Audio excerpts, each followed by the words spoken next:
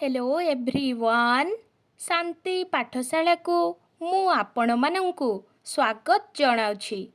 आजिकार एक नूतन भिडियो रे आमे आलोचना करिबा प्रदर्शनी विषय वस्तु को नेई एक सुंदर रचना। भिडियोटी को आरंभ करिबा पूर्वरु चैनल को सब्सक्राइब करिनियंतु एवं पाखरे थिबा बेल आइकन टी को मध्य प्रेस करि दियंतु। चलंतु आरंभ करिबा। मनुष्य ए सबुज सृष्टिर सर्वश्रेष्ठ प्राणी। बुद्धि ओ विचार शक्तिर अधिकारी होई थिबारु जीवन को सुखमय करिबा निमित्त से सर्वदा तत्परता प्रकाश करिथाए। तार दर्शन अभिलाषी मन सर्वदा नूतन वस्तु, नूतन अनुभूति, नूतन स्थान आदिर संसर्ग लाभ लागि व्याकुलित हेउथाए। एई दर्शन लालसा जुग जुग धरी मनीष सभ्यतार इतिहास सहित जड़ित। आधुनिक युग विज्ञानर युग। विज्ञान मनीष को अधिक संभोगमय जीवन दान करिछि, तथापि मनीषर अभिलाषर सीमा नाही। से तार अभिलाष पूरण पाई विभिन्न स्थान भ्रमण करे, विभिन्न जिनिस संग्रह करे। मनीषर एई अभाव पूरण पाई प्रदर्शनीर आयोजन करा जाइथाए। प्रदर्शनी मानंकरे ही स्थानर विभिन्न किसमर वस्तु, यंत्रपाति, शिल्प सामग्री, खाद्य, पोशाक ठूल होइथाए। दर्शक ताहा दर्शन करी नूतन ज्ञान आहरण करे। से सबु सुलभ दररे क्रय करिबार सुजोग मध्य लाभ करे। नूतन उद्भावन संपर्करे लोकमानंक अवगति पाई प्रदर्शनीर आयोजन करा जाइथाए। एहा द्वारा जनसाधारणक ज्ञानर विकास घटे, मनर संकीर्णता दूर हुए। एही प्रदर्शनी राज्य बा जिल्लार मुख्य स्थान मानंकरे आयोजन करा जाइथाए। साधारणतः विभिन्न प्रकार प्रदर्शनीर आयोजन हुए, यथा हस्तशिल्प प्रदर्शनी, कुटीर शिल्प प्रदर्शनी, कृषि प्रदर्शनी, वस्त्रशिल्प प्रदर्शनी, पुस्तक प्रदर्शनी, चित्रांकन प्रदर्शनी, गो प्रदर्शनी इत्यादि आयोजित होइथाए। एथिपाई गोटिए कार्यकारी समिति गठन करा जाइथाए।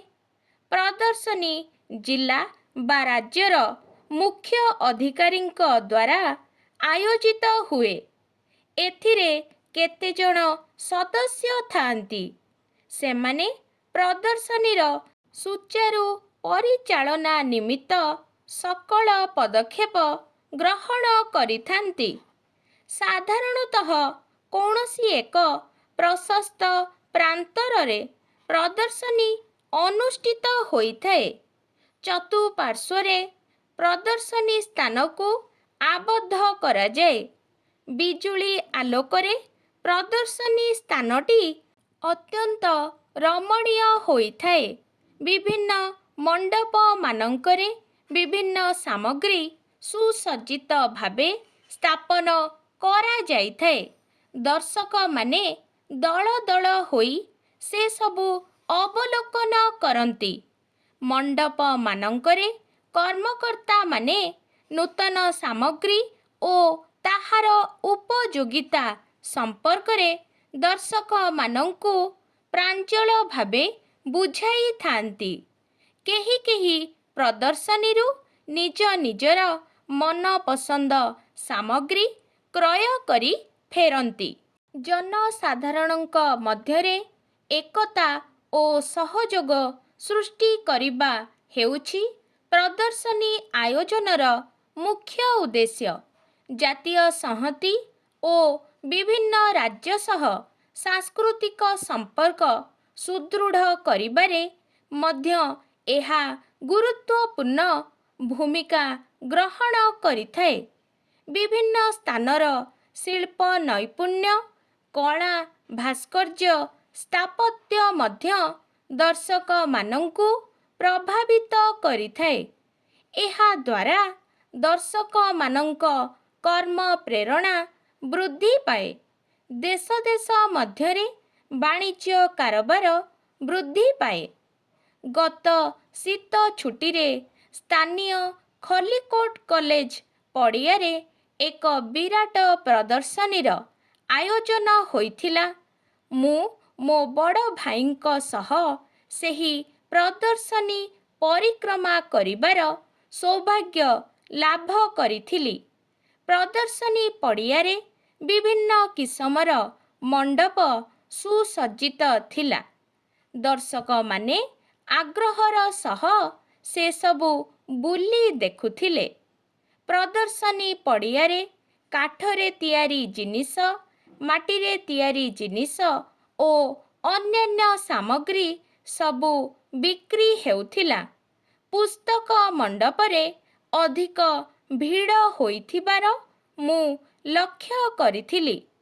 ପ୍ରଦର୍ଶନୀ ସନ୍ଧ୍ୟା 5 ଘଟିକା ଠାରୁ ରାତି 10 ଘଟିକା ପର୍ଯ୍ୟନ୍ତ ଖୋଲା ରହିଥିଲା।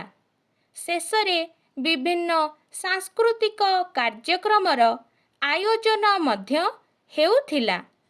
ଦେଶର ପ୍ରଗତି ସମ୍ପର୍କରେ ଜନସାଧାରଣଙ୍କୁ ଅବଗତ କରାଇବା ପାଇଁ ପ୍ରଦର୍ଶନୀର ଆୟୋଜନ କରାଯାଏ।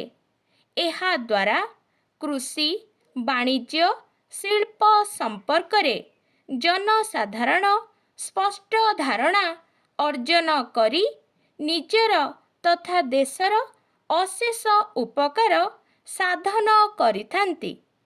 ଆଜିକାର ଭିଡ଼ିଓଟି ଆପଣଙ୍କୁ କିପରି ଲାଗିଛି କମେଣ୍ଟ ମାଧ୍ୟମରେ ନିଶ୍ଚୟ ଜଣାଇବେ ଏବଂ ଲାଇକ୍, ସେୟାର, ସବସ୍କ୍ରାଇବ୍ କରିବାକୁ ଜମାରୁ ଭୁଲିବେନି। ଧନ୍ୟବାଦ।